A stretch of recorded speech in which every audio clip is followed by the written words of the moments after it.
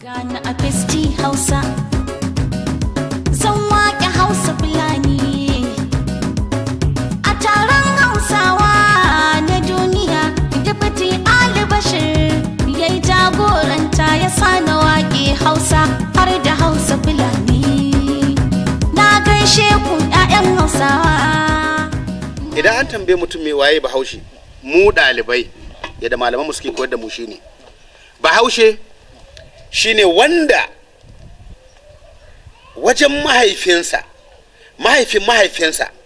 Bahaushe ne, mahaifin kakansa Bahaushe ne, mahaifin kakansa Bahaushe ne, kaka hudu kenan, mahaifin kakansa Bahaushe ne. Wasu magaba suna gan sai an kai hawan martabi 7 in an kai Bahaushe.